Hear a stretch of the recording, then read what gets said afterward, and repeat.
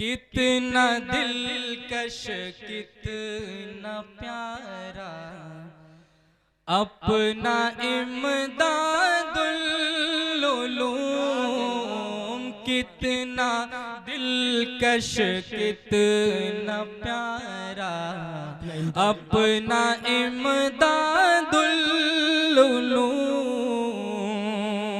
سب کی آنکھوں کا ہے تارا اپنا امداد العلوم۔ ہو رہے ہیں۔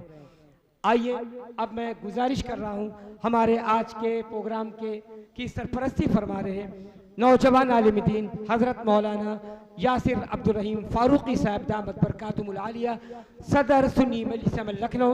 الرحمن الرحیم، نحمدک یا رب العالمین، والصلاة والسلام على سید المرسلین وعلى آلہ واصحابہ اجمعین، اما بعد فاعوذ باللہ من الشیطان الرجیم، بسم اللہ الرحمن الرحیم، انا نحن نزلنا الذکر وانا له لحافظون، وقال النبی صلی اللہ علیہ وسلم ان اللہ یرفع بهذا الكتاب اقواما ويزع به آخرین، او کما قال علیہ الصلاة والسلام، صدق اللہ العظیم۔ محترم حضرات، اسٹیج پر بیٹھے ہوئے علماء کرام،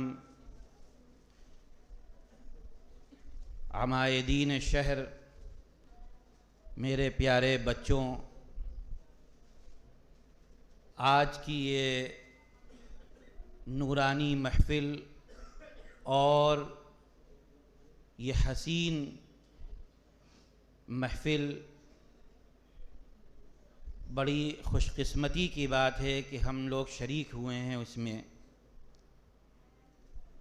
اللہ رب العزت کا احسان اور اس کا کرم ہے کہ اس ادارے کے اندر حافظ اکبر صاحب کی جو محنتیں ہیں وہ رنگ لا رہی ہیں اور دکھ رہی ہیں۔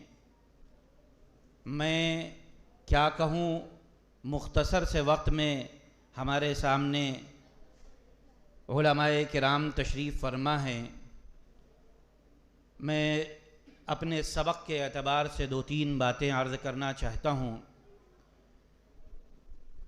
کہ یہاں پر میں جو آیا ہوں وہ اس شخصیت کی نیابت کرنے آیا ہوں جس کی مثال میں کیا دے سکتا ہوں۔ والد محترم قائد ملت حضرت مولانا عبدالولی فاروقی رحمۃ اللہ علیہ کہتے ہوئے زبان جنبش نہیں کرتی ہے، لیکن یہ دنیا کا فلسفہ ہے کہ جو بھی یہاں آیا ہے اس کو اس دنیا سے جانا ہے۔ کل نفس ذائقۃ الموت، ہر شخص کو موت کا مزہ چکھنا ہے۔ میں بہت ہی مبارکباد دیتا ہوں کہ جس بچے نے یہاں پر آج تکمیل حفظ قرآن کی سعادت حاصل کی ہے۔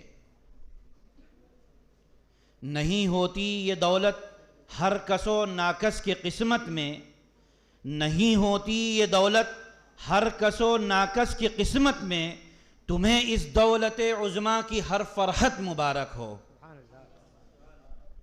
کیونکہ یہ ایک ایسی دولت ہے کہ جو واقعتاً ہر کسی کو میسر نہیں ہوتی ہے۔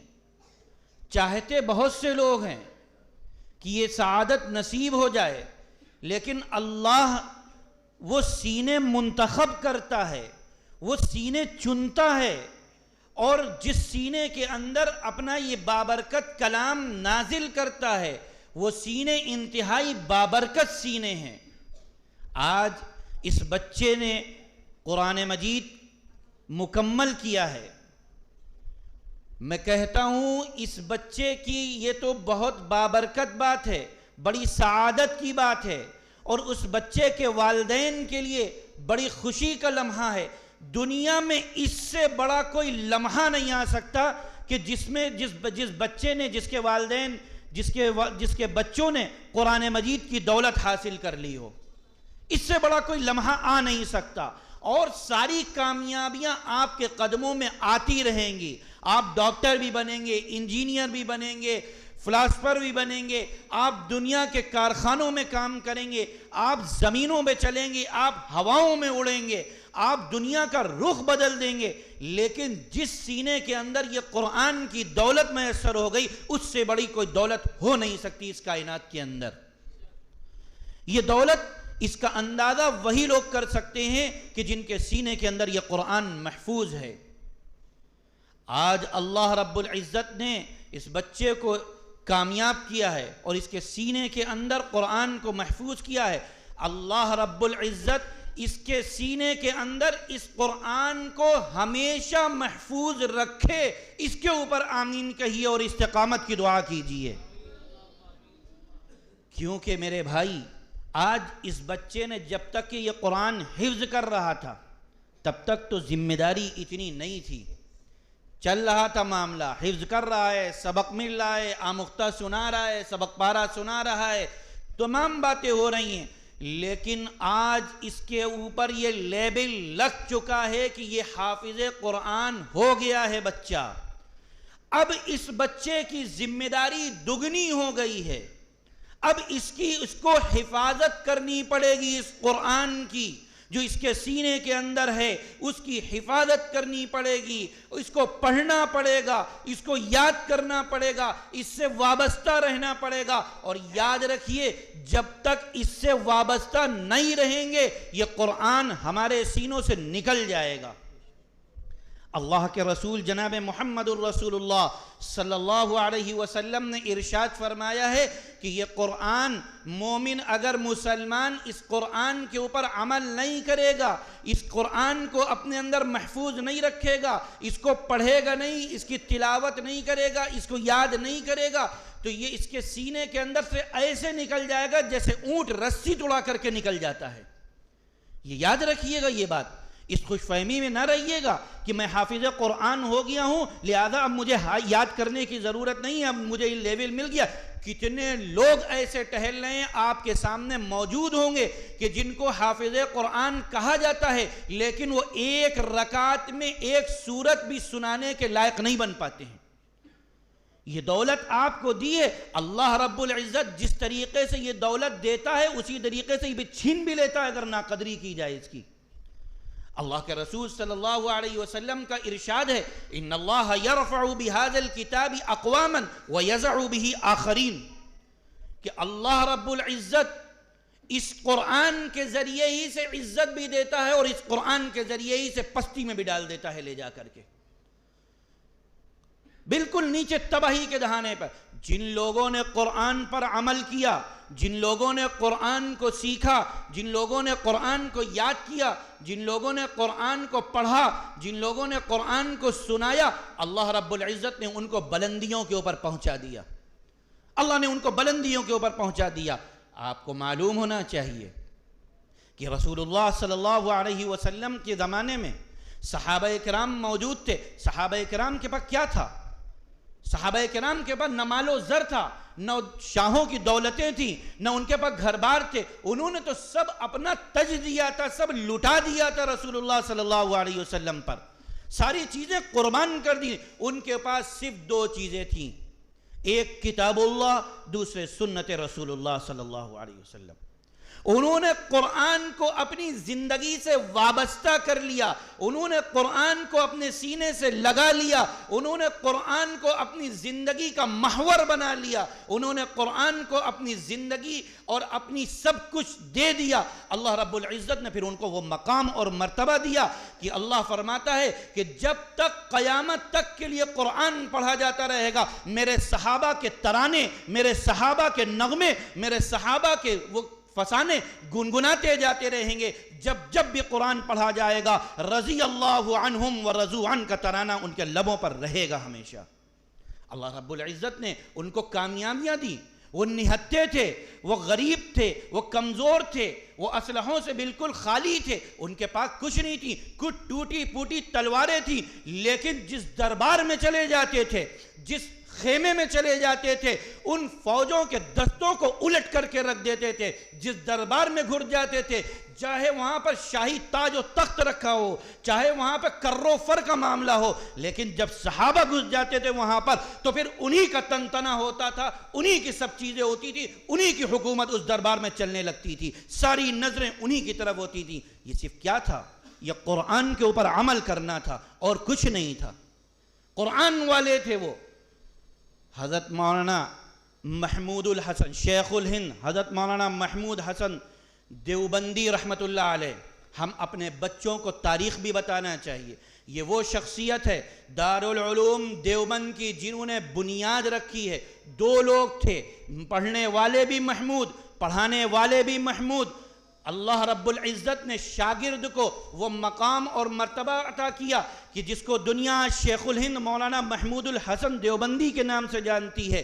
وہ جب جیل میں گئے، مالٹا کی جیل میں جب گئے، وہاں سے اپنے دن گزار کر کے آئے تو لوگوں نے ان سے کہا کہ حضرت کچھ پیغام دیجئے، حضرت کچھ نصیحت کیجئے۔ ان کے دو جملے میں آپ کو بتاتا ہوں۔ انہوں نے کہا کہ میں نے جیل کی اپنی زندگی کے اندر جو نصیحت حاصل کی ہے اور میں نے جو یہ دیکھا ہے کہ مسلمانوں کی پستی، اس کے زوال، اس کی خستگی اور اس کے ذلیل اور رسوا ہونے کی جو علامتیں ہیں، ان علامتوں پر جب میں نے غور کیا کہ آج مسلمان ہر طرف ذلیل ہو رہا ہے، رسوا ہو رہا ہے، برباد ہو رہا ہے، مارا جا رہا ہے، کاٹا جا رہا ہے، ہر طرف اس کو حقارت کی نظر سے دیکھ رہا ہے، تو اس کی دو وجہ مجھے سمجھ میں آئی۔ نمبر ایک، اس نے قرآن کو چھوڑ دیا ہے۔ نمبر دو، اس کا آپس میں اختلافات اتنے ہو گئے ہیں کہ ہر آدمی اپنی جماعت، ہر آدمی اپنے فرقے، ہر آدمی اپنا مسلک بنائے پھر رہا ہے۔ یہ دو وجہ ایسی تھیں کہ جس کی وجہ سے میں نے غور کیا کہ اگر یہ دو جو چیزیں صحیح ہو جائیں گی مسلمانوں کے اندر سے، تو اس کے بعد مسلمانوں کی زندگیاں اچھی ہو جائیں گی۔ سب سے پہلی چیز قرآن مجید۔ قرآن مجید کو اگر چھوڑ دیا تو یاد رکھیے مسلمانوں، میرے بچوں، کہیں کہ ہم نہیں رہیں گے، کہیں کہ ہم نہیں رہیں گے۔ وہ معزز تھے زمانے میں مسلمان ہو کر، وہ معزز تھے زمانے میں مسلمان ہو کر، اور ہم خار ہوئے تارک قرآن ہو کر۔ آج ہم نے قرآن کو چھوڑ دیا ہے۔ قرآن کو آج ہمارے ہاں گھروں کے اندر قرآن رکھا ہوا ہے، ہم پڑھتے تک نہیں ہیں، ہم دیکھتے تک نہیں۔ میں ایک چھوٹا سا واقعہ سنا کر کے آپ کے سامنے تو رخصت ہونا چاہتا ہوں۔ ایک شخص کہ ہاں قرآن مجید کا پڑھانے کے لیے ایک حافظ صاحب آتے تھے۔ وہ حافظ صاحب قرآن مجید روزانہ پڑھا کر کے چلے جاتے تھے۔ ایک دن ایسا ہوا کہ کچھ پیسے ان کو ملے، دیکھے کچھ پیسے پڑے ہوئے ہیں تو انہوں نے اٹھا کر کے رکھ دیے۔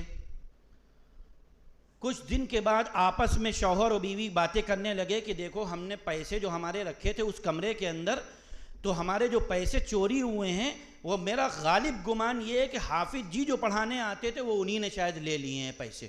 وہ حافظ جی آپس میں کھچڑی پکتی رہی، باتیں ہوتی رہیں، بدنامیاں ہوتی رہیں، اور آپس میں کہتے رہے کہ حافظ جی بڑے ایسے ہیں، بڑے ویسے ہیں، یوں ہیں وہ ہیں، فلانا ہے، ڈھماکہ ہیں، ایسی سی باتیں ہوتی رہیں۔